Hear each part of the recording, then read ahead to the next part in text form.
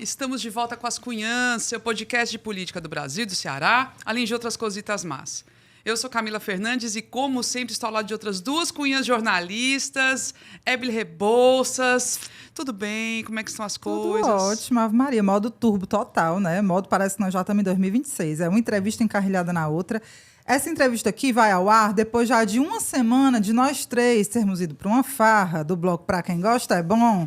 Mas eu aqui hoje ainda estou sentindo as consequências. Mulher morrendo de vergonha. Chamaram a gente no palco. Tu já tinha se livrado. Tu já tinha ido. Mas a vergonha que eu passei no pré-carnaval, subi no palco sozinha, ainda dancei um frevo. Mulher, foi pois triste, Camila fez ali a porta-estandarte. Mas foi ótimo. Foi Beijo, ótimo, meu foi povo. ótimo. Vocês são de lascar. Não, mas a é gente meu ama. bloco do coração. Ah, Em pleno outubro, ter carnaval fora de época é uma coisa espetacular mesmo. Eu podendo estar em casa, fazendo tricô. Ai, não. Inês, pois é, essa senhora, uma senhora dessas. Ai, meu Deus. Nem pensa no joelho, nem pensa nas coisas. Ô, coisa feia. Mas estamos aqui realmente... Mas está no Pilates modo para turbo. isso, né, Inês? Isso, modo turbo, entrevista por cima da outra. E hoje a gente conversa com uma pessoa, né? Que a pessoa diz, né, vocês são tudo de esquerda. Não somos mesmo. Isso Nós aí somos de isso é esquerda, mas mentira. não significa que não dialoguemos com outros aspectos políticos. Civilizados, Isso, bons de democráticos. conversa, democráticos, Porque o republicanos. pessoal civilizado, ninguém... Como é? Incivilizado, ninguém recebe aqui, né? Não. E aí, ó, a gente fala tanto do Centrão, pronto, temos um representante do Centrão hoje com a gente aqui, que é o deputado Danilo Forte. Queremos agradecer imensamente a sua presença, viu? Prazer mesmo estar aqui para conversar com você. Obrigado, Camila, obrigado, Ébile, obrigado, Inês, mais uma vez aqui. Eu vou contar, porque eu cheguei, e aqui tem que contar tudo, né?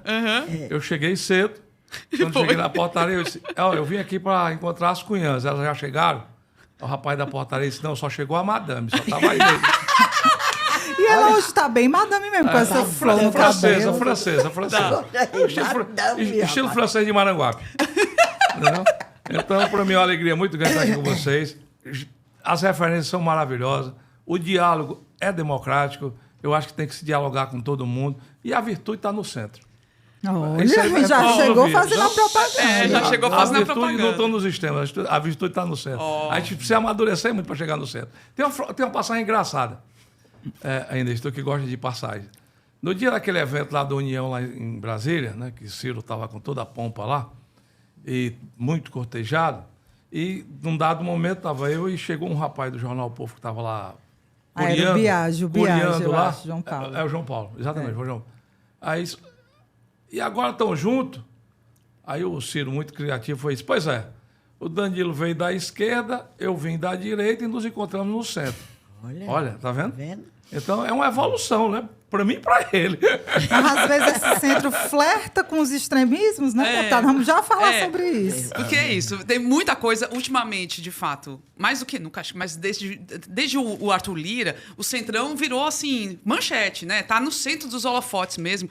Então, uma área, uma zona ali da política partidária que é bem movimentada, ora com o governo, ora contra o governo, define muita coisa, e a gente vai aproveitar a presença do deputado Danilo Forte, que é uma pessoa muito influente lá no Congresso Nacional, para extrair o máximo que a gente puder, para entender melhor esse universo. A gente sempre faz a apresentação, quando é a primeira entrevista, a gente faz a apresentação do nosso convidado, né? Aí a gente nem combinou quem vai fazer. Quem quer fazer? Inês Aparecida faz a apresentação? Vou fazer a madame. A madame, por favor, já que chegou cedo, recebeu. A madame chegou cedo hoje, toda de rosa no cabelo. Falando sério, Danilo, é Francisco Danilo. Lá do Canindé, batizado lá. Batizou lá. Francisco Danilo Forte é um político cearense nascido em Fortaleza. Outro nasceu no Canindé? Não, nasci em Fortaleza. Sua trajetória é marcada por passagem em diversos partidos, incluindo o PCdoB e atualmente União Brasil, com atuação em diferentes esferas do poder público. E antes de se dedicar à política, atuou em projetos e setores da iniciativa privada e do serviço público. Sua carreira política inclui mandatos como deputado federal, tendo sido eleito pela primeira vez em 2010. Isso mesmo. Em 2022, chegou ao quarto mandato, reeleito com 109.916 votos. Ao longo de sua vida pública, Danilo Forte também ocupou cargos federais, como o do presidente da FUNASA, entre maio de 2007 e março de 2010, e assessor especial do Ministério da Agricultura, Pecuária e Abastecimento, de maio de 2019 a março de 2020. Na Câmara, presidiu a Comissão de Desenvolvimento Econômico até março deste ano. É titular da Comissão Especial de Transição Energética e Produção de Hidrogênio Verde e já foi relator de diversas propostas de relevância nacional, como a LDO de 2024 e o Orçamento Impositivo. Pois vamos logo à primeira pergunta, Danilo. Bora. O senhor, não, você já passou por vários partidos, inclusive já esteve no PCdoB. Eu me lembro, acho que... Sim, eu me lembro que eu também tinha Boas gente lá. recordações. E agora está no União Brasil, que é bem mais à direita. Como é que a gente pode entender essa sua movimentação partidária na vida política? Houve realmente mudanças ideológicas nesse percurso? Por que mudou? Por que está se encaminhando para a direita? Que, aliás, você já começou dizendo assim que não é direita, que é centro. Mas, assim, essa transição Chegou aqui, ideológica. Não, o problema é o seguinte, eu acho que naquele momento da universidade, eu vinha já do movimento da igreja, movimento de jovem. Né? Eu fazia movimento de jovem na igreja, aí tinha um grupo de jovens muito atuante lá, em Itapajé também. E o debate político que era? A luta pela liberdade, a volta da democracia. Tinha um regime autoritário, um regime militar, e a gente, na universidade, já tinha toda uma perspectiva de engajamento dos grupos de esquerda. Né? Então, era natural uma acomodação dentro dos grupos de esquerda. E dentro dos grupos de esquerda, eu tive uma identidade com a Viração, que era a corrente do movimento estudantil do PCdoB, liderada pelo Luiz Carlos, que hoje é o presidente do partido. Luiz Carlos Paes. O Luiz Carlos Paes, que era quem liderava lá dentro da universidade. O Veveu foi nosso presidente do DCE. Né? Eu fui secretário-geral do DCE com o Veveu, depois fui diretor da UNE, né? Na reconstrução da UNE, na gestão do Aldo Rebelo, que também era do PCdoB. Né? E que é muito E que também mudou bastante. Que é meu amigo até hoje. Ideologicamente. E, do ponto de vista político, a gente vai amadurecendo, é natural. Né? A esquerda, ela tem grandes amigos na esquerda, né? Tem pessoas que são referências para mim, pessoas sérias, de conteúdo, mas também o poder muda muito as pessoas. E o que foi se identificando foi o seguinte, que as mudanças não se davam só por um lado, tinha que se dar pelo outro também. O que é que acontece? Não tem desenvolvimento social, avanço social que sonhamos nós no socialismo, todo mundo igual, todo mundo bonitinho, todo mundo com as mesmas oportunidades, se não tiver desenvolvimento econômico. Isso foi o que a vida me ensinou. Todas as nações que avançaram no social em detrimento do desenvolvimento econômico, todas naufragaram, todas faliram. Né? Daí o exemplo maior da União Soviética, né? E a única que sobreviveu foi a China, porque é um regime de capitalismo de Estado. É um regime autoritário. Então, ou você tem um autoritarismo muito forte para você ter a rédea do controle do governo e, com isso, você criar condições de desenvolvimento econômico para poder suprir, para poder financiar os avanços sociais, entre aspas, ou você tem ali uma falência decretada. E nós temos 2 casos aqui muito perto, né, de países que tentaram avançar e sucumbiram. Tá aí Cuba é porque é uma ilha desse tamanho, mas tem fome, tem miséria. Eu tive a oportunidade de ir a Cuba 2 vezes e aí vi muito sofrimento lá. Parece muito abaixo do sapateiro em Salvador, Havana. Né? Então, quer dizer, realmente é um negócio muito complicado. Venezuela está aí, o caos que está lá. E um regime autoritário ao extremo. Então, a democracia não combina nem com ditadura de esquerda, nem com ditadura de direita. A democracia combina com o regime liberal. E aí é que vem a aproximação com as reformas liberais. Foi aí que eu me identifiquei que, se o Brasil quiser avançar para garantir oportunidade, para diminuir o desequilíbrio regional e para dar oportunidade para um monte de pessoas, tem que ter as reformas liberais. Temos que avançar na pauta da economia. E destravamos muita coisa. Agora, o Brasil tem problemas seríssimos, né, de patrimonialismo exagerado pelas elites brasileiras, né, uma política de subsídio que é muito cara para o Brasil. Né? Nós temos todo um universo político e agora temos uma violência política muito constatada a partir da entrada do crime organizado na política, e o Ceará é um retrato disso hoje. Então, a gente precisa também fazer esse entendimento. Aí, então, deputado, não é pelo modismo nem pelo comodismo. É por entender que... Tanto é que, por exemplo, você falou do papel do Centrão, que ora está com um lado ou está com o outro. Mas o Centrão foi fundamental para a Constituinte. Sim. Se nós não fosse o papel do Centrão na Constituinte de 88, nós não teríamos uma Constituinte tão liberal e tão moderna como nós temos hoje. E naquela época, O PT, que hoje defende a Constituinte, nem sequer assinou a Constituinte. E Lula era deputado. Eu ia perguntar... Porque, então, assim... quer dizer, então não é porque é esquerda nem porque é direita. É porque a gente tem que ver a cada momento a conjuntura que nós estamos vivendo e qual é a pauta daquele momento.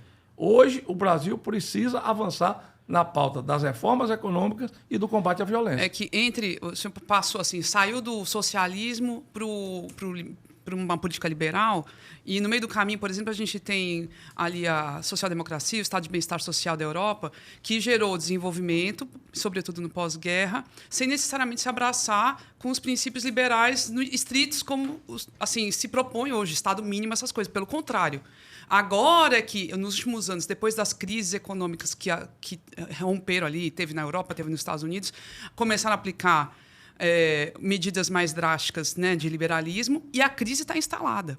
Mas, enfim, acho que o ponto principal que o senhor fala é o patrimonialismo, e aí eu iria para a concentração de renda, que no Brasil é gritante, é chocante. Você sai do país... um país pobre, mais pobre que o Brasil, mas que menos desigual. A sensação é que as pessoas são mais igualitárias, tem aquela sensação até de segurança maior. Aqui no Brasil é um absurdo. Aqui a gente tem bilionários e tem as pessoas paupérrimas. Só que o Centrão não trabalha muito para mudar esse cenário de desigualdade. Como é que é isso? É igual a ideia do Delfim de deixar o bolo crescer para depois dividir? Como é que é isso? Eu acho que no crescimento do bolo as coisas vão se reestruturando. Você não pode... primeiro, nós temos uma concentração de renda muito grande. Até porque nós viemos das capitanias hereditárias. Os portugueses trouxeram o cartório para cá, deixaram aqui o carimbo e acabaram os cartórios lá. Portugal não tem mais cartório, né? Então, quer dizer... O controle do Estado sempre foi definido a partir do quê? Das famílias que eram identificadas para ser ricas e ficavam ricas. A Sesmaria, né, a distribuição. E isso também foi se formatando no conceito empresarial. Quem é que tinha acesso a financiamento? Quem é que tinha acesso a Sudene, aqui, por exemplo, no Nordeste? A herança Ou era colonial. vinculado... E naquela época ainda tinha uma diferença, porque tinha os políticos e tinha os empresários. Depois os empresários vieram para a política. Né? Então, o que é que aconteceu? Eles tiveram mais acesso às oportunidades. E agora, nós estamos num momento, inclusive, pior. Porque quem está vindo para a política agora é o crime organizado. Né? Que já inibe a ação empresarial. Hoje, ser empresário no Ceará é uma coisa muito difícil. Concorrência pública no Ceará não tem mais. Aquele rapaz que morreu, ele morreu no negócio da iluminação pública, foi, inclusive, essa semana foi homologada, ganhou exatamente o cara que estava ameaçando ele de vida. Ganhou lá a concorrência. Foi morto em Fortaleza, né? Ele estava em Fortaleza, na então, padaria. Isso é uma chaga que o Estado precisa resolver. E, por outro lado, diante da evolução que, inclusive, a própria Europa teve, mas a Europa também fez uma opção pelo capitalismo. Né? A Europa não optou pelo socialismo de Estado, não. Como a União Soviética, a China, o Vietnã optaram. Então, diante disso, o que é que aconteceu? A Europa tinha um nível cultural muito mais elevado que o resto do mundo todo. As nossas leis foram feitas com base nas leis italianas. Né? Quer dizer, o Império Romano se estabeleceu, né? Controlou o mundo por 700 anos. Então, a Europa tinha todo um capital que o resto do mundo não tinha. E dentro dessa evolução também tem as contradições. Porque hoje a Europa está passando por muita dificuldade. Por quê? Porque não avançou na inovação.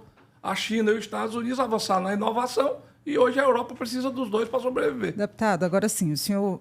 vou insistir um pouquinho na pergunta da Camila, que o senhor falou aí lá de Portugal, foi até as Sesmarias, né? Agora sim, o que a gente vê de proposta do atual governo é de redução de desigualdade a partir de justiça tributária, justiça fiscal. Aí tem várias propostas aí de taxação de super ricos e tudo mais. E essas propostas que beneficiam a maioria dos pobres, elas estão sendo barradas pela oposição e pelo Centrão. Mas tem uma falsa... Então, assim, não é um discurso contraditório? É o seguinte, qual é a falsa ilusão?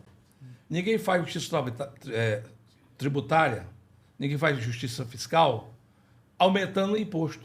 Porque rico não paga imposto. Tira da sua cabeça isso. O empresário, na hora que aumenta o imposto do trigo, ele repassa para o comprador do pão. O do vidro faz a mesma coisa. O do ônibus faz a mesma coisa. Até os profissionais liberais que não são assalariados repassam para consulta médica, para o projeto que vão fazer. Mas o senhor acha justa a desigualdade o problema não é, que existe efetivamente O problema é que hoje? o Brasil já tem uma carga tributária excessiva. E não estou nem discutindo Estado mínimo ou Estado máximo, não. Estou discutindo Estado eficiente. Estado que funcione para atender as pessoas. Só que nós temos ralos e mais ralos. Né? Nós temos ralos de corrupção, está aí o INSS para provar isso. Nós temos ralos de desvio de dinheiro público. Nós temos o ralo do subsídio. O Brasil ainda subsidia carvão mineral há mais de 100 anos. Se uma indústria não se estabeleceu em 100 anos, não tem mais sentido o Estado estar financiando isso. Mas tem isenção fiscal para o carvão mineral no Brasil. Tem uma isenção fiscal para um monte de coisa. O mundo vivendo transição energética. O Brasil subsidia açúcar para refrigerante, que é um mal para a saúde pública. Mas está lá nos subsídios. E quem é que vai cortar? Quem tem que cortar somos nós. Esse debate precisa ser feito. Precisa. Essa pressão precisa ser feita sobre o Congresso Nacional. Aí o que é que aconteceu? Aí o governo quer esticar e aumentar ainda mais os impostos, que já estão sufocando a economia. Hoje, qual é a medida de investimento do Brasil de hoje? É zero. O investimento público não faz tudo. E o investimento público, quando faz, aumenta a taxa de juros. E é por isso que ele tem a maior taxa de juros e tem a maior carga tributária, as maiores do mundo. Então, se você quer fazer justiça social, você tem que medir também o tamanho do quê? Da credibilidade do governo para baixar as taxas de juros, para diminuir os impostos. A única lei no Brasil que diminuiu o imposto foi a lei do Danilo Forte, em 2022, que baixou o imposto da energia, da gasolina, da comunicação. Foi aquela minha lei, que depois foram dizer que era eleitoreira. Mas aí, o que é que aconteceu naquele primeiro momento? Aqui no Ceará se cobrava quase 30% de ICMS na gasolina. Baixou para 17%. Aí depois que foi que os governos estaduais fizeram, refizeram a lei e aumentaram de novo os impostos. Então, quer dizer, você tem que reduzir a carga tributária porque sobra dinheiro do bolso do povo. Aí é justiça social. Sobra dinheiro do bolso do povo, o consumo aumenta. Aumentando o consumo, você cria um ciclo virtuoso de crescimento econômico. Porque a indústria tem que produzir mais, o comércio vende mais, as pessoas compram mais, e aí a economia cresce. O salário melhora. É uma vergonha o salário no Ceará, Camilo. O Ceará, 82% quem tem carteira assinada no Ceará ganha menos de 2 salários mínimos. Ganha menos de 2 salários mínimos. A renda é muito baixa. É muito baixa. E só vai aumentar quando tiver o quê? Quando tiver condição de você ter concorrência para a mão de obra. Você tiver um crescimento econômico. Porque aí você dá mais oportunidade. Quem sabe mais produz mais, ganha mais. Sim, e é a qual lei é natural a das solução do Centrão? Solução de vocês aí que falam isso. Qual seria a solução? Não, ou então vamos fazer. Porque o que passa para a população é que o Centrão é contra as coisas do povo. O que passa é isso. A gente teve... E sentimento é uma coisa muito importante. Inês, por exemplo, tem coisa... A pauta econômica do governo, nós votamos toda. Esse negócio da meta fiscal, fui eu na LDO em 2024. E eu fui relator da LDO em 2014 e 2024. Foi 2 vezes do orçamento. Então, assim, em 2024, agora nós criamos uma meta. Mas eu também criei a LCI e a LCA. O que é a LCI? A letra de câmbio para você ter financiamento para a agricultura e para a indústria. Sabe quem me pediu? A Luiz Mercadante. Foi a única vez na vida que ele falou comigo. E depois, justiça fez, me ligou para agradecer. Nós colocamos para quê? Para incentivar a agricultura, o agro, com taxa de juros competitiva, e a indústria. Aí agora quer taxar? Ninguém taxa investimento. Porque taxar investimento, você inibe a ação do investimento. Agora você tem que estimular. Foi o que nós fizemos. Então, o que é que nós precisamos fazer hoje, no Brasil de hoje? Por exemplo, taxar as bets, eu sou a favor. Pois é, porque isso, é um problema de saúde pública. Era o que eu ia lhe perguntar. Tirar o subsídio do açúcar, do xarope, do refrigerante, eu sou a favor. Tirar o subsídio do carvão mineral, eu sou a favor. Agora, eu, Danilo Forte, sou uma andorinha. Eu não sou o bando. Né? Então, você tem que formatar no bando. Né, no comando da política do país. E aí, o protagonismo de um governo, por um lado, sem querer rivalizar com o outro poder, que aí é outro problema. Porque a política, a gente reclama muito da polarização, e Bolsonaro errou muito, porque não desceu do palanque, o Lula está do mesmo jeito. O senhor acha que é igual, deputado? O constrangimento, Lula dialoga, o constrangimento que o negocia. Hugo Mota passou quarta-feira, no Rio de Janeiro, com o Lula de camisa vermelha, esculhambando o Congresso Nacional, que ele precisa do Congresso para votar, inclusive, essa semana, o orçamento do ano que vem, isso ninguém faz com ninguém, não. Agora... Aquilo ali foi um constrangimento muito grande para o presidente da casa. Era unânime no plenário que o Hugo era para ter se levantado e ido embora. Mas ele não fez isso porque ele é um rapaz educado. O Hugo Mota, Sim, o Hugo o pessoal que A ficou gente comentando que a ele gente tem devia ter- outra visão sobre ele. A gente acha ele fraco. Mas eu acho assim, foi o excesso de derrota que o O problema governo é que teve. você é muito forte, cara. Não, o excesso de derrotas que o governo teve nos últimos tempos. E, assim, se esperar que o Lula continuasse, porque estava o tempo todo ali, alisando, falou, não, tá tudo bem, deixando para lá. Aí chegou um momento que é guerra, né? Parece Eu isso. não acho excesso de derrota, não. Não? Calma. O Congresso é uma casa de debate, é uma casa... Todos nós somos democratas aqui. Então, lá você tem momentos que, por exemplo, vê uma proposta.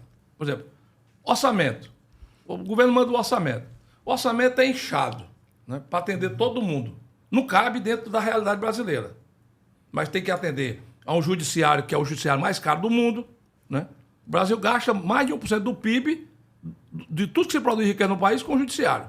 E está aí, anacrônico. Todo mundo reclamando porque eu li ontem um absurdo. Em um ano, foram 8.400 habeas corpus para membros de crime organizado de facção. Aí depois quer reclamar que está violento. Ou se a justiça libera, a polícia prende, a justiça libera.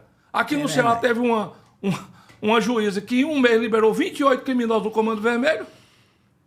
Aqui no Ceará. Libera, em tese, com base na legislação, né?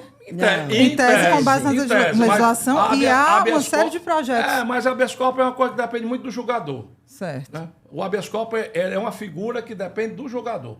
Não é um processo penal. O habeas corpus é muito em função da vontade de liberar ou não por quem está julgando. Tanto é que o ministro deu um habeas corpus para o cara do INSS semana passada, aí foi comprovado agora essa semana que a instituição dele desviou 450 milhões, o Zanin, na mesma hora, tirou o habeas corpus que tinha dado. O Zanin. Então, quer dizer, mas nós não estamos ainda aí. Então, é o seguinte, o que é que a gente precisa e qual é a pauta? A pauta é identificar, dentro de uma linha de prioridade, o que é que pode e o que é que não pode, criar um diálogo de construção daquela tese, daquela matéria, e levar para debater dentro da Câmara e votar Câmara e Senado. Porque, por exemplo, cabotagem nós votamos, imposto sobre as offshores nós votamos, porque era comum dos exportadores brasileiros, dos grandes exportadores, criar uma empresa lá fora, vendia daqui para a empresa dele lá fora por um preço barato, para não pagar imposto aqui, e lá de fora vendia pelo preço de mercado para outro país. Nós votamos. A arrecadação do Brasil no ano passado aumentou 9,7%. O problema é que a despesa aumentou 14%. E aí não casa. Deputado, No caso, se você gasta mais do que o que você ganha, inadimplência, estoura o cartão de crédito. agora, beleza, o senhor falou aí de algumas votações favoráveis, mas assim, como é que se justifica, principalmente, aí eu vou colocar duas perguntas em uma, certo? Vamos lá. Principalmente de partidos que até ontem compunham o governo, estavam dentro do governo, trabalhavam junto com o governo. Como é que você justifica uma retirada de pauta, uma derrubada de uma medida que iria taxar fintechs e bets? O que é que justifica e como é que o senhor avalia partidos que estavam dentro do governo se voltarem contra uma medida que me parece justíssima? Justíssima. Não se trata de aumentar imposto, mas de cobrar E, imposto de quem sobretudo, não depois paga. de saber que as Claro. fintechs contribuem na lavagem de dinheiro do crime organizado. Nem todas, inclusive. mas vamos lá. Algumas. Mas é. algumas. É. Vamos lá. Então é o seguinte, vamos Jack Estripador, por parte. Sim, sim, sim. A primeira parte, a construção política do governo, uma desgraça. Fala de articulação, negociação. Não, primeiro, assim, os ministros da União, vamos lá, para Sim, não o falar de- dos o do outros, seu. vou falar da minha casa. Da sua Pronto, casa, boa. ministro lá. Quem foi que discutiu, quem foi que debateu, quem foi que articulou dentro do partido para que Juscelino, que já saiu, para que Celso Sabino, que ainda está lá, e que Valdez, que não é nem filiado à União, ó, a excrescência, o Valdez nem filiado à União e entra numa vaga da União para ser ministro do presidente Lula. Quem foi que discutiu dentro do partido? Qual foi a instância que deliberou dentro do partido isso? A reunião da bancada nunca aconteceu para discutir isso. A Convenção Nacional nunca discutiu isso. A executiva do partido... Quem nunca foi que discutiu- indicou esses filhos da régua? Ou esses senhores? Quem foi que indicou? Eu já perguntei aqui várias vezes. Eu não vou falar da Meu mãe Deus, deles, não. Vem cá, o União Brasil só tinha essas porcarias pra mandar? Aí, Tá entendendo, Danilo? isso não foi discutido em instância nenhuma. Foi uma cooptação que foi feita, não sei por quem delegado, sei que Davi Alcolumbre teve um papel nisso, que hoje é o presidente do Congresso, que era na época também, da formação do governo do Lula, e que teve um papel em pensar. Eu vou querer esse aqui porque é bonitinho, vou querer aquele ali porque eu gosto dele, e esse aqui é lá do meu estado, não é do partido não, mas eu boto da conta do partido. Foi o que aconteceu. Então, não tem formação de compromisso político. Esse é o erro dos partidos políticos no Brasil. Não tem um movimento partidário ou suprapartidário que busque construir a partir de um projeto. O que é que eu propus em fevereiro de 23? Eu fiz, inclusive, um documento e entreguei na mão da bancada. Está aqui. Ó. Vamos fazer um programa mínimo. As reformas econômicas nós vamos votar com o governo. Porque o país precisa das reformas da economia. Precisa destravar a economia. Votamos cabotagem, votamos liberação de portos, votamos incentivo. Aqui, estou trazendo o data center para a ZPE. Estamos lá apoiando a medida. Energia renovável, estou nessa briga todo dia para ampliar o horizonte. Agora já está ao contrário, porque o governo estimulou e agora cortou a geração. Está uma confusão danada para resolver. Então, quer dizer, mas a gente não tinha problema com relação a isso aí. Agora, tem pautas que, por exemplo, aumento de imposto. Eu sou radicalmente contra aumento de imposto. Porque a carga tributária já está sufocante. Pontualmente tem exceções. E eu já falei de alguns aqui. Por exemplo, no caso das Bets. bets, quem retirou da proposta... Grande fortuna. Olha você ver as incoerências do Brasil. Quem retirou do projeto que estava para ser votado as bets, sabe quem foi? O relator. Sabe quem era o relator do projeto? Carlos Valentini. Que, depois do Guimarães, é a pessoa mais importante da bancada do PT.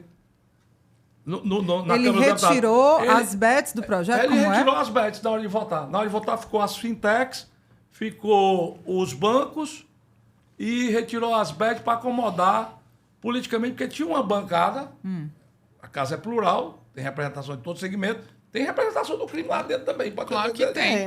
Então pronto, a casa de 513 deputados, e para atender a algum grupo lá que pressionou, o Zaratini que retirou.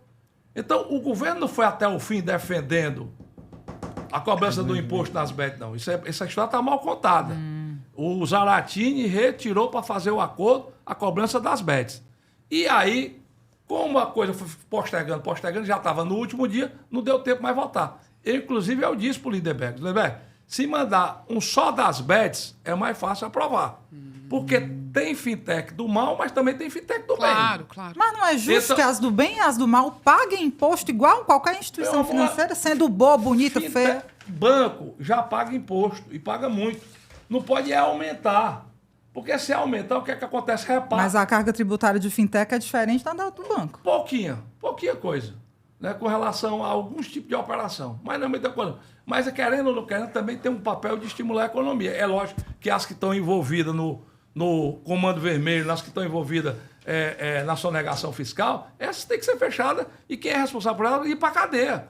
Como em qualquer grupo social, minha filha. Todo canto tem gente que presta e gente que não presta. Claro, sem Né? dúvida. Então, o que a gente precisa é saber distinguir. Eu estou lá há mais de um ano querendo votar a questão do devedor quanto mais, que é exatamente a diferenciação entre os empresários, que muitas vezes sonegam por causa por falta de dinheiro ou porque não tem condição mesmo de pagar um imposto que é caro demais, mas tem operações que vivem da sonegação. Exato. Então, por exemplo, esse negócio de imposto de gasolina está aí, está na moda. Né? Virou tudo o crime organizado. Um grande empresário brasileiro, eu tive com ele em dezembro, lá em São Paulo. Ele chegou para mim e disse, deputado, vocês precisam agir. Eles vão quebrar o nosso segmento. Eu disse, como assim? Eles hoje têm mais de 1.500 postos aqui em São Paulo. É muito posto, né, cara? Eles muito têm posto. usina de álcool. E se o dono da usina não vender, eles tocam fogo na usina. Eles têm distribuidora de combustível. Eles têm importadora. Então, tá aí o metanol, a confusão do metanol. Então, quer dizer, os caras têm tudo. E qual é o fiscal que vai lá? Aí você disse, o fiscal no meu posto, de manhã vai o fiscal da sanitário, de tarde vai o fiscal da Secretaria da Fazenda, de noite vai o fiscal da ANP. Tem dia de eu receber 5 fiscais num dia. No posto deles, só vai uma vez. Porque se for na segunda, nega na mata. Hoje está desse jeito. Então, quer dizer, a gente precisa entender que não é por maldade, é porque você tem que construir um diálogo político. E na construção do diálogo político, aquilo que se viabiliza, se vota. Aquilo que não se viabiliza, não se vota. Eu votei o negócio toda a regulamentação do INSS. Eu tive dificuldade? Tive. Porque tinha gente que queria manter as entidades que estavam roubando os aposentados. E eu recebi muita pressão com relação a isso. Né? E o que é que aconteceu? Eu mesmo assim mantive e deixei as entidades fora. Mas o consignado não pode acabar. Mas também tem desvio do consignado. Claro. Por que não pode acabar o consignado? Porque é a menor taxa de juros para financiar. Mas segmento parece de que consumidor. o consignado, você queria que passasse do conselho por conselho de bancos, né? Uma coisa assim, para ficar mais fiscalizado. Né? Não se Isso. entrega o galinheiro para a raposa. Então, Todo o desvio que aconteceu porque a Previdência foi... Quem foi que abriu para essas entidades? Isso. Quem foi que abriu para esses consignados? Pois então. Foi a Previdência. É. Eu ia deixar a Previdência tomando de conta do galinheiro? Não podia. mas, por exemplo, quando fala aí Centrão, tu vem da hora canonizar esse Centrão. Mas, por exemplo, o Centrão... Tem muito pecador lá. Tem mesmo, ó, por exemplo, na PEC da bandidagem. Você foi um, companheiro, que votou a favor. Não é PEC da bandidagem. Chama Não, blindagem. da Blindagem. PEC da blindagem. Bandido não é Como comigo. nome? Mas ela foi muito mal interpretada. Ela foi muito mal Olha, interpretada. esse- Por exemplo, essa semana agora, sabe quem foi blindado? O Frei Chico, o irmão do Lula. Pela PEC da bandidagem. Não, foi blindado porque o governo operou para ele não ser convocado na CPMI. Mas são coisas totalmente e ele diferentes. Falei, calma. Sim. Ele é vice-presidente da instituição que mais desviou dinheiro de aposentado. Então, né? Então, o que é que acontece? Ele é vice-presidente. Ele é vice-presidente da instituição CONTAC. com nome lá.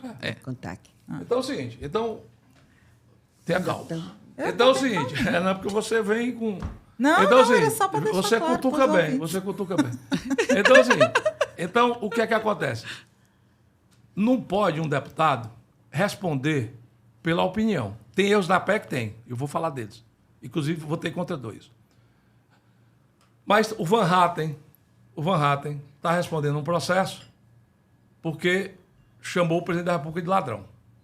No debate político, o Lula foi condenado e, inclusive, foi preso.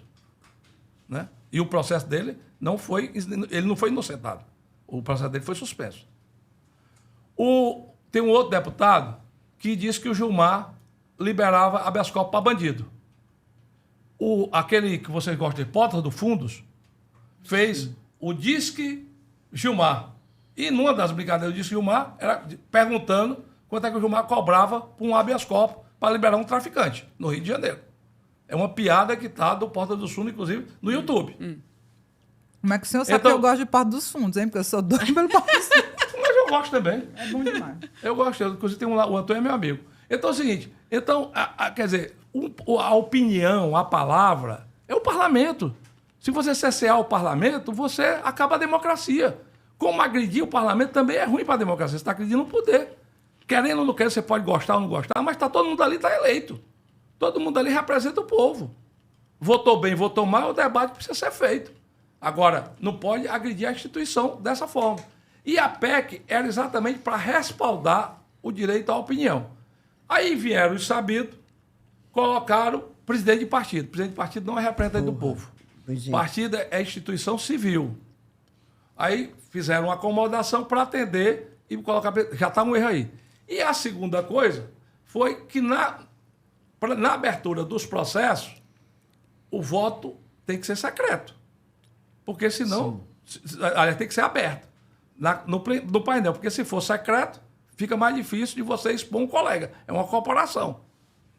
Eu votei, inclusive, pelo voto aberto. Você pode olhar nos destaques que foram votados, eu votei pelo voto aberto. Para votar no painel, pedido de cassação de deputado, abertura de processo e tudo mais. Teve outros que votaram pelo voto secreto e foi o que ganhou. Então, tinha 2 erros. O Senado podia ter consertado os 2 erros. O presidente podia ter vetado os 2 erros. Aí se criou todo esse burburinho. Não, é PEC da bandidagem, PEC da blindagem. Não é. Era a defesa... Inclusive, era o mesmo texto originário da Constituição de 88, que foi mudado em função do quê? Daquele maluco Da Serra Elétrica. Da Serra Elétrica lá do Acre. Que, Isso. inclusive, que foi depois E o Debrando. Foi expulso da Câmara, foi pra cadeia e tudo mais. Mas justamente porque aconteceu essa situação, né, de ter um parlamentar envolvido com crime, realmente homicídio e tudo, crime organizado, pesado, e que foi protegido na casa pelo corporativismo, regra, né? que houve a mudança da regra. E aí, retomar o mesmo texto seria realmente um erro também, diante do que, ainda mais com essa... como o senhor mesmo falou, tá entrando mais gente do crime organizado na política. É um movimento que está acontecendo. Então, por isso que ficou sendo chamado de PEC da bandidagem. Não, tudo bem. Tem que ter outras formas de proteger o discurso, né? Eu não estou aqui para defender, não. Tanto é que eu fui crítico internamente e me posicionei contra. Mas votou a favor, deputado? Não, eu votei a favor do texto e nos 2 destaques eu votei contra. Mas daqui que a pessoa vai saber. Eu queria te O perguntar. problema é que, como o processo legislativo é um processo que muitas vezes você taxa pelo todo e não pela parte, Claro. né? Que é o que dá visibilidade, né? E aí tem as cunhãs e tem a mídia social. todo mundo E tem. vai todo mundo pro torpedo, É claro. pro sal. Então, tem várias interpretações. Mas eu acho que a gente precisa entender que os debates precisam ser feitos com mais seriedade. Nem o Senado Deputado, eu entendeu, queria- porque o Senado também O aí Senado botou é tudo abaixo. oportunismo. Aí o Senado Ai, ligou o foi, né? foda-se aí. Não, A gente, vou lá cuidar disso. a gente falou aqui durante a Lá entrevista. também não tem muito santo, não. Não, é igual, com certeza. Mas aí eles... O problema deles é que 2 terços vão ser renovados agora, o voto é majoritário, e eles tinham... Assim, quem tem voto tem medo, né? Quem precisa de voto tem medo. Eles se protegeram. Se proteger. Aí nem dizia outra coisa.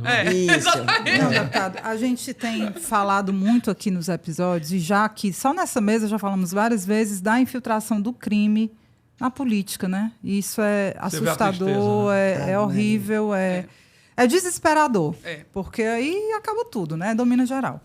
Eu vou fazer uma pergunta um pouco desconfortável, mas não tem como a gente não falar. O presidente do seu partido, o Antônio Rueda, ele foi incluído pela PF numa investigação, né, sobre esquemas ali do PCC. Um ex-piloto diz que o Rueda era dono oculto de jatinhos que estavam operando ali para empresas controladas pelo PCC. Claro que isso está em investigação, não estou fazendo acusação nenhuma aqui, está em investigação. Mas como assim, foi um assunto que o senhor mesmo colocou na mesa, eu queria te perguntar, como é que o senhor lida, primeiro, com essa suspeita que recai agora sobre o presidente do União Brasil, e como é que a gente avança na pauta? É uma pergunta muito honesta.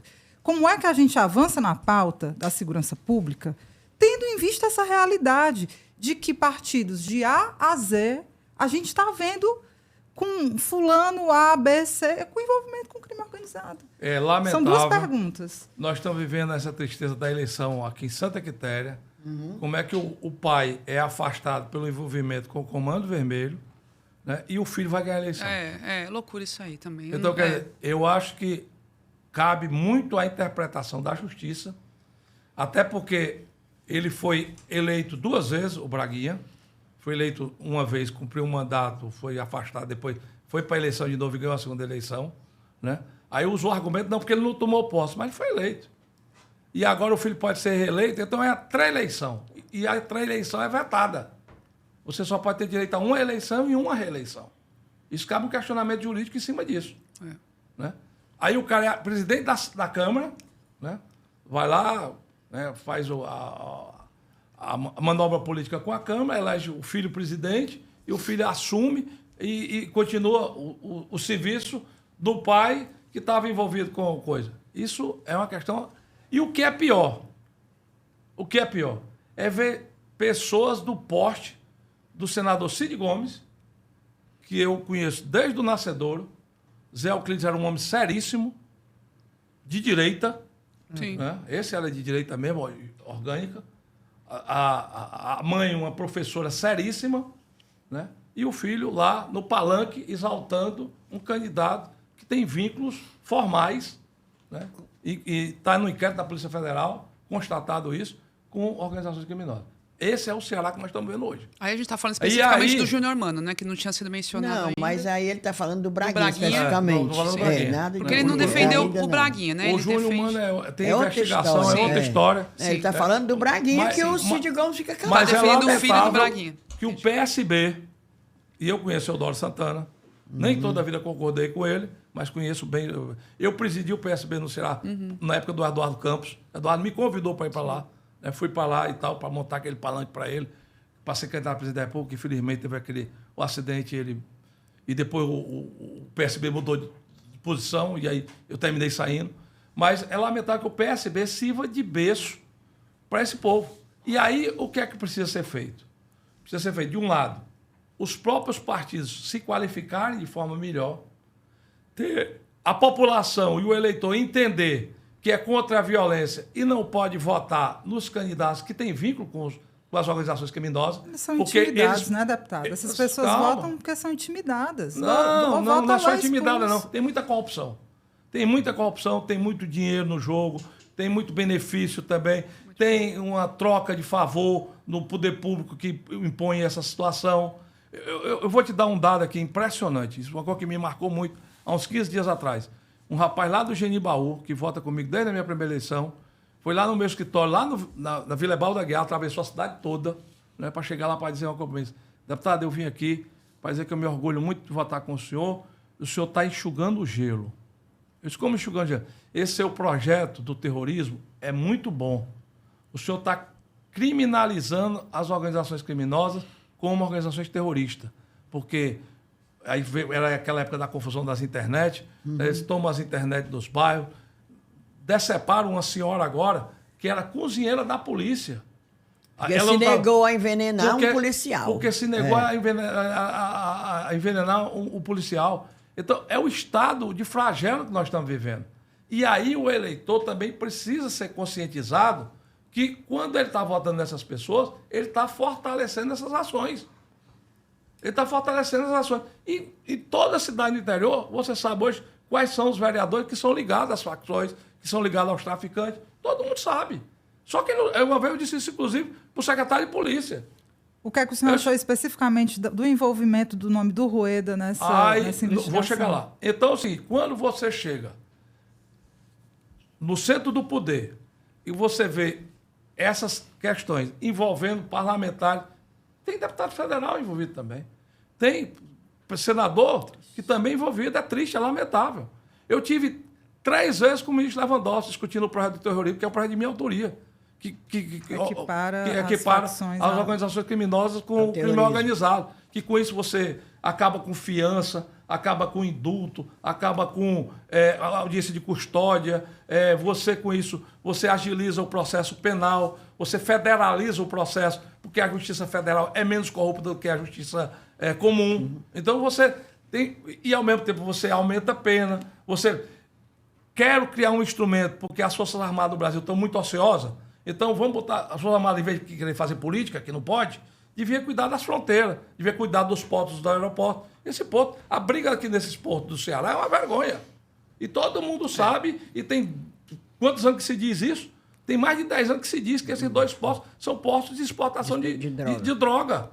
Então, tem reportagens do Povo muito boas sobre isso. E o crime organizado veio para o Ceará atraído por esses portos.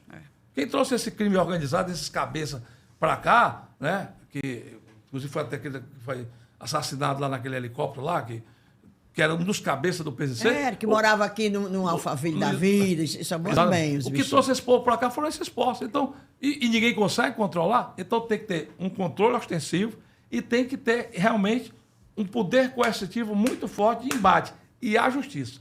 Então, por exemplo, se o seu Rueda, se o seu Manel, se o seu Antônio, se o seu Pedro tem correlação com isso, que responda. Ele soltou uma nota interna para dentro do partido, dizendo que ele tinha aeronaves que eram alugadas por uma empresa de aluguel de avião e que realmente essa empresa alugou esse avião para algumas pessoas, inclusive para esses que estão sendo citados aí nessa situação.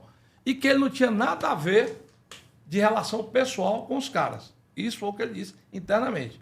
Se for comprovado que ele tem, aí a justiça tem a obrigação de afastá-lo do comando e tem que criminalizar e processar igual um comum, igual uma pessoa comum, igual a qualquer outro que tenha responsabilidade e ligação com essas organizações criminosas. Se não, aí cabe também uma reparação. Né? Não, só foi um equívoco, realmente a relação que ele tem é comercial, ele tem o avião está à disposição de uma locadora e a locadora terceirizou, alugou o avião para quem quer que fosse. Aí é outro problema. Eu não sou polícia, né? O que eu posso dizer é o seguinte, o que a gente precisa é ter um anteparo da lei e lei igual para todo mundo.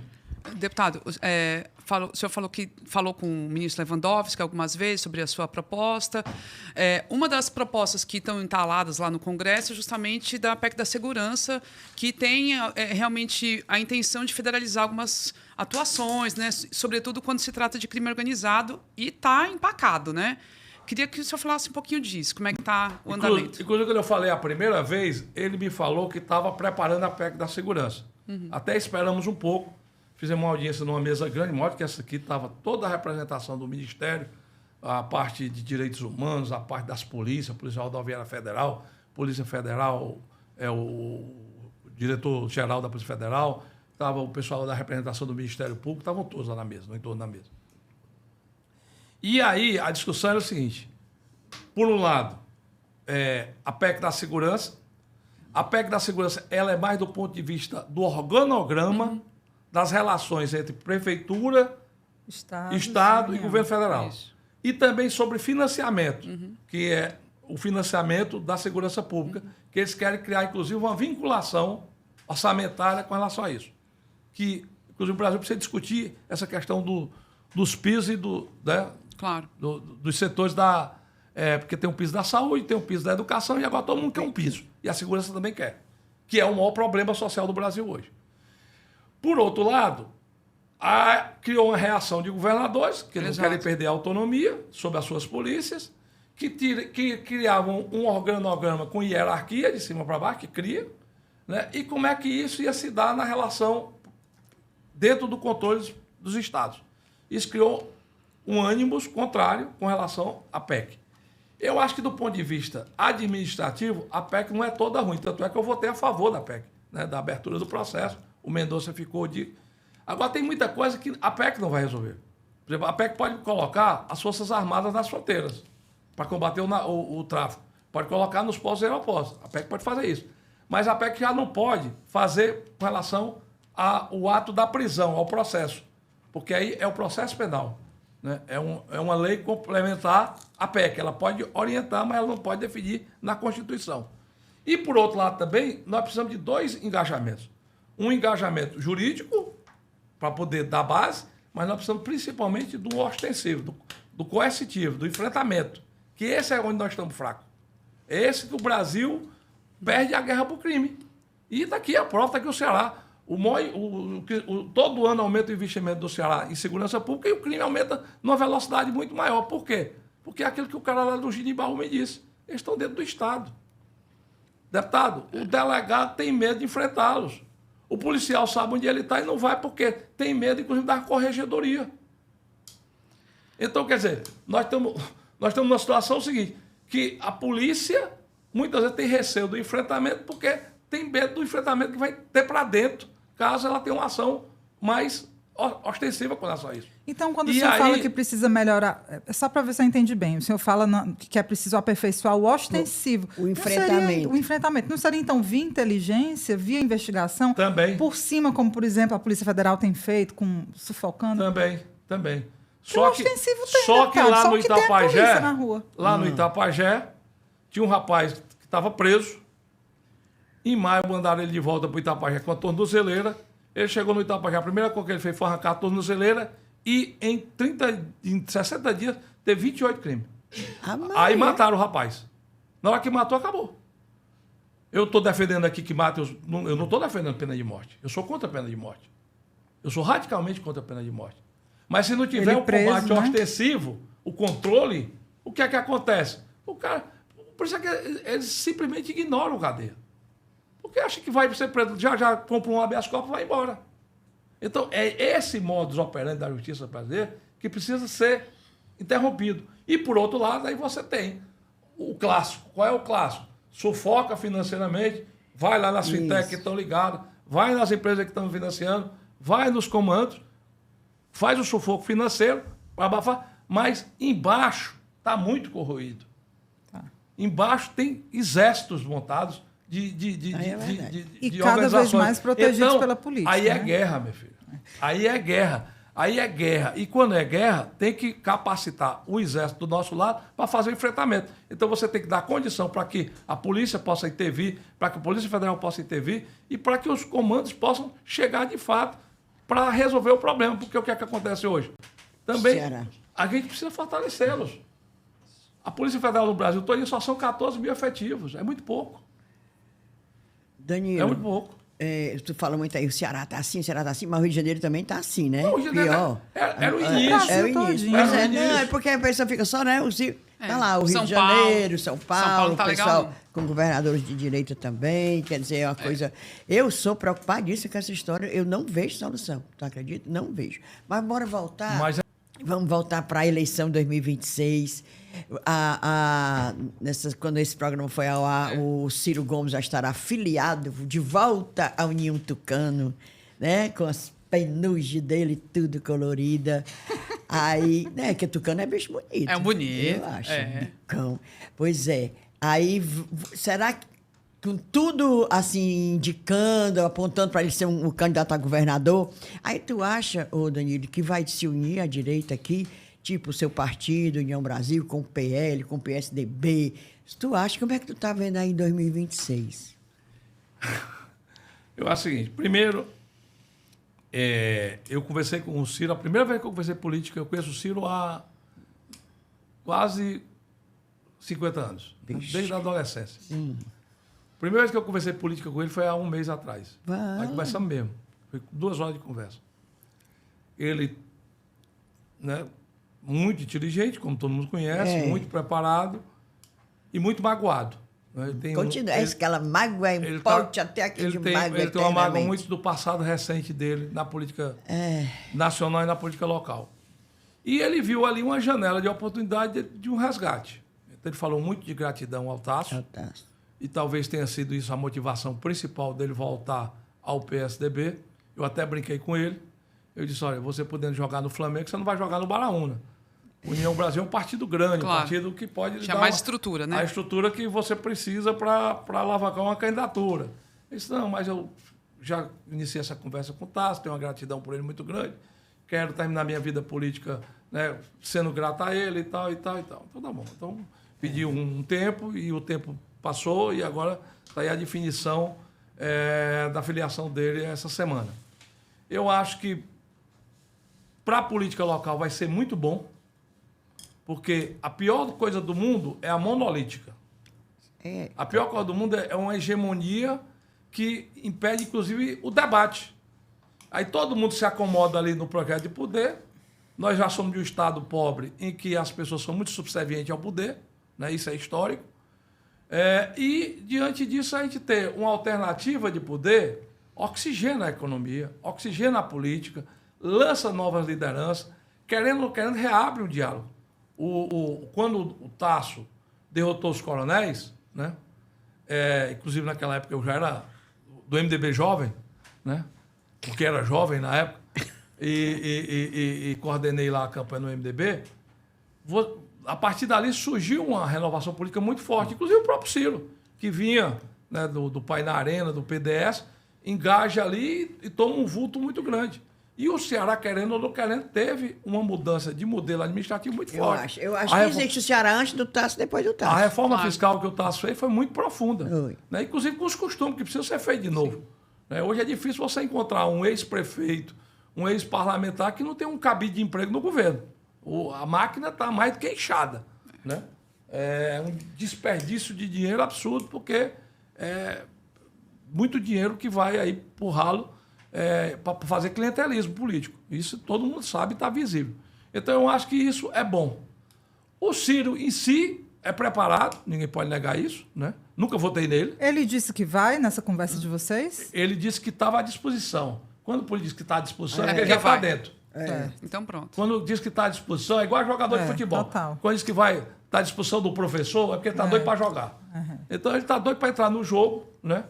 Ele claramente tem a noção que, a nível nacional, a política mudou muito, né? E ele sentiu isso na última eleição, se sentiu abandonado, se sentiu, inclusive, desprestigiado, né? Inclusive da própria família, ele coloca isso com muita segurança. E, por outro lado, também, o Ceará precisa de reciclagem. Então, tem uma alternativa. Dentro dessa alternativa, é melhor do que você ficar ali catando um candidato com um grau de insucesso muito maior do que o grau de sucesso. Né? As pesquisas estão dizendo, né? Assim, Não, quem ele é é que tem mais competitivo, chance? ele é competitivo, ele é Se- muito competitivo. Se tentou algumas alternativas, nenhuma se viabilizou, pelo contrário, foram ridicularizadas. Né? O Eduardo Girão. Wagner vinha muito forte, derreteu. Então, quer dizer, eu acho que RC. o Ciro pode ser exatamente essa alavancagem. E dentro disso aí, é melhor. Tem duas teses. Tem uma tese que acha que, por exemplo, a direita mais radical deveria lançar um candidato. Está aí o Eduardo querendo ser. O Girão e tal. já disse que vai ser. Então, quer dizer, Você viu as declarações da Mayra Pinheiro, que é de extrema-direita? A Não, Mayra não. Pinheiro, a capitã Eu cloroquina. conheço ela. Ela disse, vocês Conheço são bem. desinformados. O candidato da direita é Eduardo Girão para governo e Priscila Costa para o Senado. Pronto. Eu vejo aí já um rachazinho na direita. mas pode ser bom para o Ciro. E vou dizer por quê. Para ele não ficar caracterizado porque- como direitão. Você não Exatamente, como ele vai ser a direita democrática. Ele vai ser o centro. Centro. E foi o que ele disse quando se encontrou comigo. Que foi a primeira fase que eu falei nesse debate. Sim. Então, quer dizer, ele vai ser o candidato do centro. E sendo o candidato do centro, ele vai ter abertura tanto para dialogar por um lado como para o outro. Então, eu acho que essa é uma tese também. A outra tese é juntar todo mundo para ficar mais forte na partida e só ter uma eleição em um turno. Porque se for todo mundo junto de um lado e todo mundo junto Aí do já outro, define logo no primeiro diferente turno. no primeiro turno. Né? Só que político gosta de segundo turno. Gosta, né? Interessante. Porque, assim, um fator que define muito a eleição do Ceará são os apoios dos prefeitos, enfim, as bases eleitorais. Hoje, o governo, assim, juntando PT, PSB, os partidos governistas, inclusive PSD, que aí também estão dizendo que vai ser o fiel da balança, pode ser que o Domingos, né, se encaminhe para o outro lado. Nada está garantido. Nada né, está no garantido, PSD, Mas, em tese, o Mano tem uma vantagem muito grande, né? Pelas quantidades mesmo, né? De prefeitos. Você acha que o Ciro conseguiria virar a municípios assim? Tem prefeituras insatisfeitas, Camila, enfim. eu vou lhe dizer uma coisa que mudou muito a cabeça do povo. A estrutura é muito importante, mas a estrutura não é tudo. Na época que não tinha celular, nem tinha internet, nós assistimos uma mudança no Ceará que o Coronel Adalto tinha todas as prefeituras. as prefeituras Era. tudo, e o Tasso veio com o espírito da renovação, incorporou bem o discurso da renovação. Ela achava o Tucano bonito, mas naquela época eu tinha o tal do Galeguinho do Zóio Azul, que encantou muita coisa. Que era do MDB. Nesse tempo não tinha nem Tucano, era MDB. E ganhou a eleição contra tudo e contra todos, e num regime ainda vivendo ali da Tem redemoração. momentos, né, que isso acontece. Com o doutor Lúcio Alcântara não foi muito diferente. É. Doutor Lúcio também tinha uma base muito sólida. É. O próprio Ciro dizia que ia apoiar o doutor Lúcio. Isso. Né? E em 86 houve a reversão, o Cid sai. 2006. Em 2006. 2006 eu falei. Então, forma um grupo e ganha a eleição. Então, quer dizer, isso vai depender muito do que o jovem está dizendo hoje, da narrativa da construção. Então, se é uma narrativa construída no campo de oposição, de alternância de poder, que é salutar na democracia, e, por outro lado, é construído num momento em que se quer combater violência, se quer fazer uma reforma administrativa no Estado, se quer estimular desenvolvimento econômico, essa junção pode ser muito boa. Então, eu acho que esse momento é um momento que... E outra coisa, o país está fervilhando, né?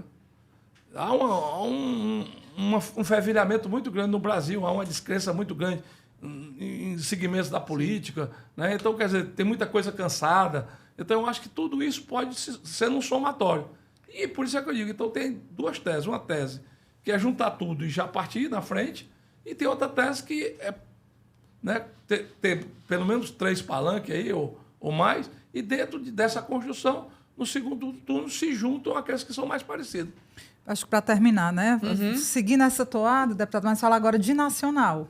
O senhor acredita numa junção, uma união da direita com os... Como é que, assim, é Tarcísio? Vem um Bolsonaro? O que é que o senhor está vislumbrando de cenário eleitoral nacional em 2026? Eu acho o seguinte... Esses Bolsonaro ainda tem chance de botar um nome desse aí, Michele, Bolsonaro? por exemplo. Michele. Micheque. Michelle que a tem Michelle, chance. que eu acho que o próprio marido dela não Eu acho que o Bolsonaro não quer. Eu acho Diz aí. que Ela tem Tu uma... sabe das coisas. tu Não, tem não é. informação. Ela tem o sabe. Senado garantido. você tem uma carinha boa assim, mas é ruim. Não, não. Vai. Ô, menina intriguente. Não, não. Ela é Intriguenta. intriguenta. Ela é Olha, o intriguenta. Ciro foi que botou esse apelido em quem? Chamou de intriguenta. É, mas você... Ciro adora Pronto, apelido. Tu também Ela é agora vai intriguenta. virar. Mas deixa eu dizer, o cenário nacional tem um momento real, né? O Lula ganhou com o Trump na ida e na volta, né? Porque o Trump, com aquela loucura dele, criou um desconforto para a economia nacional. E era o setor que o Lula era mais distante, e com isso o Lula se abraçou e usou muito bem o Geraldo Alckmin para se fortalecer nesse campo. E agora ganha na volta porque o Trump, depois da loucura, viu que o problema é maior para ele, porque é a inflação no supermercado lá. Né? É o café, é o açúcar, A carne. é a Laranja, carne, é a laranja. laranja. Então, é onde é mais sensível. Foi por isso que deu 7 milhões de pessoas na rua lá outra. Porque é onde é mais sensível é no supermercado.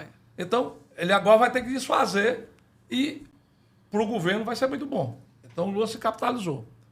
O Bolsonaro, diante das confusões e do comportamento do Eduardo, derreteu. Por quê? Porque o Eduardo tentou surfar numa onda que não era onda para ele, era onda para o Lula aqui. E ele veio ter uma postura de vir para junto do empresariado, para discutir, para criar as câmaras setoriais, para com isso fazer o debate, para dialogar com os setores da economia americana e tentar uma solução, não, ficou num palanque lá, né, com a bandeira que não era a bandeira que o povo brasileiro queria naquele momento. O pessoal queria a bandeira do Brasil. Então, diante disso, é necessária uma readequação do projeto. Na readequação do projeto, o que é que acontece? Você tem um universo político que vem de um governo de centro-direita do passado, com um projeto de mudança para o país no momento presente, e essa mesma violência, agora eu vou lá porque a Inês queria que eu falasse, que hoje pode tirar o Eumano do poder no Ceará, pode tirar o Lula do país. Porque o problema não é só localizado no Ceará. É um problema hoje em todas as pesquisas do Brasil inteiro, o medo da violência. Então, deixa eu terminar amanhã. Tá bom. Então, diante disso, você pode criar uma alternativa. Quem é que tem processo para estar à frente dessa alternativa? Primeiro, tem um ciclo de novos governadores que está se encerrando. O Eduardo no Rio Grande do Sul, o Ratinho no Paraná, o Zema em Minas Gerais, o Tarcísio, o Caiado. Não, o Tarcísio não está terminando. Não, o Tarcísio é o único que não está terminando, desculpa. Tem mais, o Caiado está terminando. Então, tem uma geração de governadores que fizeram bons governos, que são reconhecidos nos seus estados por bons governos e que estão dispostos a construir uma alternativa dentro desse projeto. Então, dentro dessa construção, o mais forte é o Tarcísio, que não está terminando, e essa é a dúvida dele, né? Porque ele tá, em São Paulo, eu vi uma pesquisa, ele tem 60% para a reeleição em São Paulo, e o São Paulo é um estado que o PIB é maior que o da Argentina, então não é pouca coisa, né? É o segundo orçamento do Brasil, é o estado de São Paulo. Então, quer dizer, ele tem uma situação de maior conforto, mas tem também uma pressão nacional muito grande. E, por outro lado, tem aí o Ratinho, que está se colocando no jogo, tem o Eduardo, que já tentou uma vez, tem esse Zema também que é. Então, quer dizer, eu acho... Só reborré. Eu acho, exatamente, eu acho que diante disso, não resta dúvida que quem vem com a força de São Paulo vem muito mais forte. Agora, é uma decisão muito pessoal. Então, eu acho que esse jogo só vai estar jogado lá para o início do ano que vem. E o seu futuro? Que história é essa de TCU? Pois é, TCU ou Senado, como é que é? Assim, estão falando, é o nome do deputado em todo canto. Eu te acho tão assim bom parlamentar, né? Pelo menos tem essa Tu articulação. vota em Minas? Não. Tá vendo? Você é bonzinho com os outros, né? Não, menino, eu tô dizendo assim, mas pô, a pessoa que a gente conversa é uma Claro, pessoa claro. necessária. Não, Tu tá entendendo, e menino? assim, Não. tem uma Eu sou muito inteligência. desnecessário. Tem uma Não, inteligência criatura, aí, eu tô dizendo é assim, importante. Sabe conversar, sabe ler, escrever, meu, as topeiras que tem lá. é Tu tá verdade. entendendo? Eu É quero. isso. E é Eu tô exatamente entendendo. por isso. Mas aí tu vai pro TCU, macho. Calma. Seguinte, o TCU é uma escolha da Câmara, do colegiado. Isso. Por quê? Porque a Câmara tem 3 representantes do TCU, o Senado tem 3 representantes do TCU, o Ministério tem 2 representantes do TCU e a Presidência da República tem 1. São 9 ministros conselheiros. Certo. até a vaga do Cedrais, que vai acabar agora em fevereiro. Ele é baiano. Foi o que o Biratã foi, pronto. Sim. O Biratã Aguiar, na memória recente, foi o último do Ceará que teve lá. Foi pra lá. Você viu o Valmirzinho Campelo, mas o Valmir veio pelo Senado e por Brasília. Então, dentro da Câmara, né, vai ser escolhido alguém para ir para lá. Como eu tenho já uma história, né, com essa parte de conta, de orçamento, né, eu trabalho nessa área, né, e entendo que o parlamento precisa ser fortalecido na estrutura da democracia brasileira, porque é um poder importante, tem um movimento dentro do meu partido, que são os partidos que indicam quem é que vai disputar a eleição, que meu nome possa ser colocado como uma das alternativas. Para mim seria muito interessante. Por quê? Porque seria um coroamento de toda uma história. Eu comecei nessa brincadeira com 16 anos de idade no movimento de jovens da igreja. Né? Trilhei, lutei, batalhei, né? Participei da redemocratização, tenho participação ativa no Congresso, sempre gosto de fazer parte do debate político naquilo, né, que é a essência do debate, né, sem interesses menores. E, diante disso, para mim seria muito, né, bom se viesse uma indicação, e se vier, eu vou disputar, vou para o debate, e é uma eleição interna.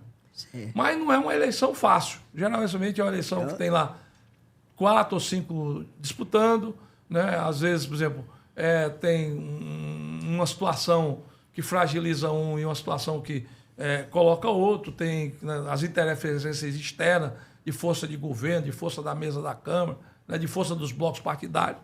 Então ainda tem toda uma construção para ser feita. No meu papel político, eu não posso me negar ao meu papel político. Eu sei o que é que eu faço e a importância que eu tenho, principalmente para a minha região. Tem muita gente que tem medo das emendas, e tem gente que vende emenda mesmo e que precisa ir para a cadeia, mas eu me orgulho das minhas.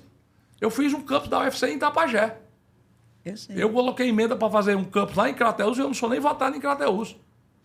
Tem 11 milhões para fazer aquele campus da UFC em Crateús, como botei em Russas, um campus de Russas também, na Escola de Engenharia, o professor Lindeberg, que foi meu professor aqui na engenharia, muito meu amigo, foi quem pilotou aquele campus lá de Russas e eu botei também dinheiro para fazer lá. Então, quer dizer, eu sei da importância disso. O primeiro curso de montagem e instalação de energia fotovoltaica no Ceará foi emenda minha, no IFCE aqui da Calcaia. Hoje, só no IFCE, nós temos mais de 20 cursos e nós temos mais de 14 mil jovens no Ceará trabalhando nessa área. Então, abri um novo horizonte. Eu dei oportunidade para muitos jovens. Então, eu sei do que significa isso. Né? Então, eu acho que é importante também isso. E dentro desse contexto, como eu não sou dono de partido e como eu não tenho um padrinho forte, eu vou para a minha humildade. Eu vou tentar... Mas é forte no sobrenome. Eu vou tentar a minha reeleição. Pelo menos não, forte. Ah, sim. Aí tá. Então, o Senado descartado, tem muita gente tentando. Não, já tem muita gente Senado no tem Senado Reis. Numa das conversas, inclusive eu tive uma conversa com o Eumano, né? Eu tenho um bom diálogo com ele, e eu disse, governador, esse negócio da União Brasil vir para apoiar, ele dava vaga para senador. Se dá a vaga para o Mose. E aí eu disse, o senhor acha pouca a quantidade de candidato que o senhor já tem lá? Tem muita gente querendo, agora nós não fechamos os compromissos ainda. Nós vamos dialogar para fechar os compromissos. Eu disse, no meu partido tem um que quer ser seu candidato lá, que é o Mose. Mas eu acho que a lei natural do União não é ficar com o PT. A lei natural da União é ir para o campo da oposição. Mas um Moses desse ganhando uma vaga dessa... Leva o partido? Aí quem tem que dizer é o povo. Não, tu sabe. Diz. Eu acho muito difícil. Eu Também acho muito acho. difícil porque, assim, o que é a União Brasil no fundo? Qual é a essência da União Brasil? A essência da União Brasil é o que veio, os liberais que vieram do DEM, E o PSL, o povo que veio do PSL do que Bolsonaro, era bolsonarista. e um bocado de independente que precisava sobreviver e que encontrou ali um espaço para sobreviver. Inclusive eu.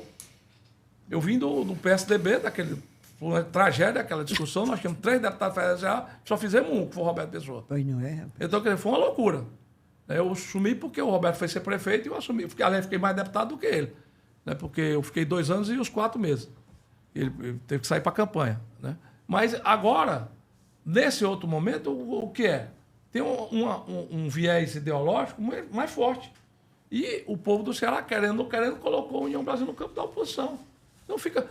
inclusive, fica estranho, o Moza é muito ruim. Eu, inclusive, disse para ele, Moza, Você foi eleito contra o PT lá em Sobral. Aí Como vai é que tu virar. vai dizer pro teu eleitor... Outra coisa, tá vendo que tá abraçando desconforto, o PT? Danilo, desconforto muito grande pro lado do Ferreira Gomes, que por enquanto o Ferreira Gomes são aliados do Elmano, PSB, né? A gente nota perfeitamente o desconforto de Lia, de Ivo, de próprio Cid, com essa história do Elmano tá balançando a mãozinha para... É melhor a mãozinha que outra coisa. Balançando a mão pro moço, tu tá entendendo? O moço, pro sucata de Playboy. Estão gostando, não. Ó, não é por nada, não, ó. Quem é sucata de Playboy? É o prefeito. É o Oscar Rodrigues. Oscar Rodrigues. A Inês. Faz tempo que chama de sucata. E lá ele tem outro Ele tem apelido, né? lá, é Luiz XIV. Luiz XIV, mas pronto. Mas o sucata foi Sucata original, 100% original. Bonitinho, Desde a época que ele se elegeu deputado. É aqueles velhos que andam de cabelo O problema do comprido. Luiz XIV é a Maria Antonieta, né? É, exatamente. Cuidado, né? Guilhotina. Deputado, aqui, ó, já estouramos o tempo, Isso, certo? vixe. E Bora, menino, se senão- deixasse, a gente vai fazer cheiro ou é descunhã? O que tu Menina, quer? eu queria um descunhão bem rápido, porque Ó, as pessoas... pense no cheiro, ficam pode mandar cheiro no Fica fim, viu? pedindo, aí é chato que a gente fica É. sem poder ter tempo. Pessoal do concurso do Metrofol precisa de ser chamado. Essa pessoa que fez o concurso e não é chamada, logicamente, diz que lá precisa de pessoal. Mas enchem de quê?